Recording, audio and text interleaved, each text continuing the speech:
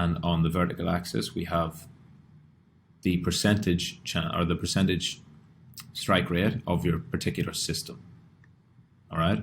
So you would refer to this chart when you have a system that has a number of trades, a high enough number of trades. Let's say you've done 100 trades with your system, and you've worked out that you've got a 40% strike rate. So 40% of the time you win. Then you could come and refer to this chart, and I think you'd be surprised with what you see. So most traders who break even or make a small profit do have around a 30 to 40% win rate. Below that is obviously unprofitable unless you've got a super sophisticated and very, edge-driven system. But most people making under that are losing. And especially in scalping, where it's a numbers game and you're going for quantity over time rather than just trying to nail a perfect trade once every 3 months. Some people do trade once every 6 weeks and they have like a 95% hit rate, but it's also not a massive risk reward. So they're not getting 10R out of that trade or whatever. They're jumping in every now and then, probably with big size to get a decent return and a very high strike rate. But that's a specific type of trading that we don't do. So in scalping, you're going to have a lower win rate. But let's say that you did have a 40% win rate. Did you know that having a 40% win rate opens you up to a 50% chance of getting 8 losers in a row within a 50 trade period? So you can see it here. It's where my cursor is. It's actually more than 50%. So you've got more than 1 in 2 chance of hitting 8 consecutive losing trades. And that's just within a 50 trade period. 50 trades is a week, 2 weeks tops in scalping, whenever you're active and really doing it. And do you feel right now, sitting here, how do you feel you would sustain, how would your account sustain an 8 streak of losers? All right, I would imagine not very well, because most of you don't manage risk correctly. So what it means is if you trade for long enough, you will suffer a long losing streak. Maybe not 8, but definitely 6. Like anybody scalping and day trading, I can guarantee you at some point you will hit a six streak loss. All right, and if you're risking 5% per trade, like some guru told you to, what's going to happen when you have 6 losers in a row or 8 losers in a row? So we'll visualize that on this slide. Top left is risking 5% with a 6 streak of losses. And you can see that you draw your account down nearly 27%. If we play that further out to an 8 loss streak, you're down 33%. And that's just by risking your arbitrary 5% per trade, like some people tell you to. Now, looking on the right-hand side, as a scalper, a much more realistic and better management of risk would be to risk 1% per trade. And you can see that if you hit a 6 streak, you're only down 5%, 6%. And if you hit all the way up to an 8 streak, you're only down 7%, 8%. Okay? So obviously, not only are you reducing the risk by lowering that percentage, but also as the streaks get longer and get worse, you're losing less money as the streak progresses, because of course the nature of the losses is the losses compound, because as your account balance decreases and you're still risking 5%, you're actually, in dollar terms, yes, you're losing less, but your account balance is just shrinking in front of you. So the difference between a 6 loss streak and an 8 loss streak on the 1% versus the 5% is huge. Yeah, between 6 and 8 on the 5%, you're losing an extra 7k, whereas on the 6 and 8 for a 1%, you're only losing 2k. All right, so You want to make sure that you've got this in check more than anything. There's massive differences in the risk profile of the two strategies. You really cannot afford, as someone who trades with a higher frequency, you just can't afford to take 26 or 33% of your portfolio on one loss streak. And as a day trader, this could easily play out over just 2 days or even 1 day. And that'll just leave your balance completely wrecked. And it'll just have your emotional control fucked as well, to be honest. Like, nobody's going to handle those drawdowns well in a 1 or 2 day spell. Also, to touch on this, altering position size is a common misconception that I see. So, Rule 27 touches on that, which is prevent you from fucking up you. You know, people say that you should size up on a winning streak or cut in half on losers, and obviously that's completely insane when you understand from module 1 the fact that each trade is discrete, it exists in a vacuum. One trade has no bearing on the next. There is absolutely nothing about trade A that makes trade B any more or less likely to win or lose. So to go from trade A that wins and then say, oh great, that means I'm going to size up on trade B, terrible. And similarly, if you've trade A and it loses, and trade B loses, some people will tell you, oh well, you're on a losing streak, you know, you're basically cold, trading cold. Cut your trade size in half until you start winning again. That's bullshit. It's basically trading again with fear, and also believing that you know being streaky is something that's real. Don't get me wrong, I come from a gambling background, and I understand more than anyone that streaks do happen, but it's more of a confidence thing versus anything that's real.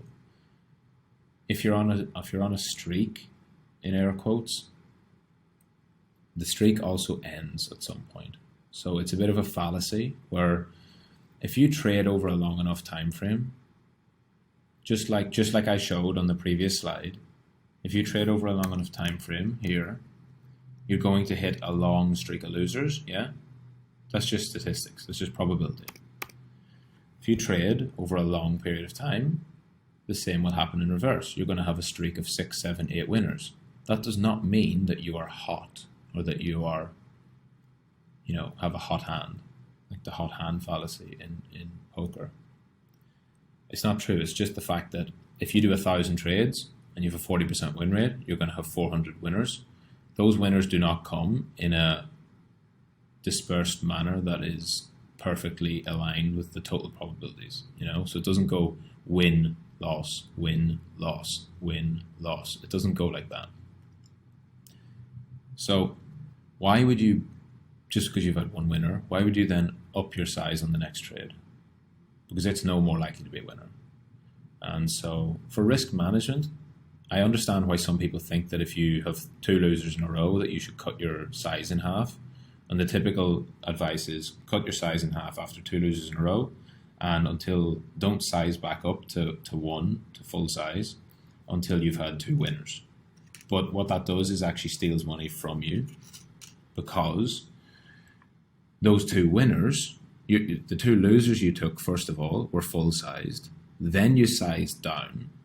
Then you had 2 winners at half size, and then you sized back up.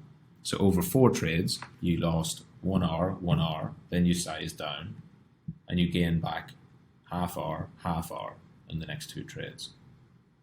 All right? And so it leaves you at a disadvantage, meaning that you were taking full size losses and you were not allowing your winners to run to their full completion. So don't do that. It's also adding in an element of discretion, which you shouldn't have at this stage of your trading career. So focus on just a continual number of trades, just a large number of trades, following the same plan, following the same system. And if you want to control how you're trading, if you want to control a bad streak of decisions rather than just a random distribution of the numbers, then follow this chart that's on screen. This is probably the best way of dealing with what I just mentioned, which is, if you have a number of losers, the number of losers might be down to just the fact that your system is going to play out over a high number of trades, but you also can get a losing streak based upon making the wrong decisions. So if you do stupid shit, like exiting a trade too soon or too late, or entering too soon or too late, like is on the screen, or if you take a trade that's not in the plan, that's a big one. They're things that you need to weed out. So on this chart, it says you put a tick in the box every time you break that rule, and when you reach the end of it, you stop trading. Now, the chart on the screen is just one that I pulled from Google. I wouldn't actually wait until 8 trades, because that's too long for me. Like that, to me, and especially as a scalper, it's completely, it's unforgivable to allow 8 mistakes in a row of something like trading outside your plan. So I would actually reduce this to 4. So if you see it on the screen, if I took a trade that was not in my plan, I'd put a check in the box, and I would go on ahead about my day. I would continue trading, and I probably would, 6 or 7 or 8 trades later, maybe you go off plan again, you put a check there. And then a couple of days later, you go off plan again, check there. A week later, you go off plan again, check there. And after those 4 in a row, it doesn't have to be 4 trades in a row, it's just 4 trades of doing that. You then hit this box which says stop trading. So you stop trading immediately, and you take a break for a predefined set of time, whether it's 24 hours, 3 days, a week, whatever you want to set. And you review your system, and you say, okay, over the past, this was day 1, this was day 3, let's say, this was day 7, and this was a week later, so day 14. So in the space of 2 weeks, I made 4 errors where I deviated from my trading plan.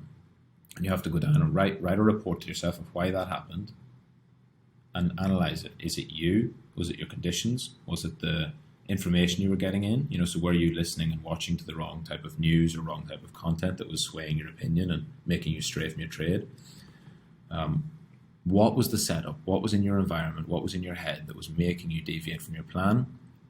Do you need to change your system? Or do you need to change your environment? Do you need to change your plan itself? Do you need to change your own execution methods? Whatever it is, find the root cause, make those changes, and only then can you go back and start trading again. And what you should notice then is in the next following 2 weeks, the same period of time it took you to do the 4 ticks, you should never strike off even 1 for that trading plan. And maybe if you hit once, you deviate from the plan in that 2 weeks, still not great, but it's an improvement. So at least you can say you're moving in the right direction. If you don't do all this, you're never going to know. You're just going to be going in blind, trading on emotion and hopium, essentially, with no plan. And whenever things get fucked, you're not even going to know what went wrong or why. Okay, so if you can prevent you from fucking you, as the rule says, you're going to be a better trader. Well, you're actually going to be a trader. If you don't do these type of things, you're not a trader. You're certainly not in short-term day trading. If you don't measure it, you cannot improve it, and you cannot look back with any type of,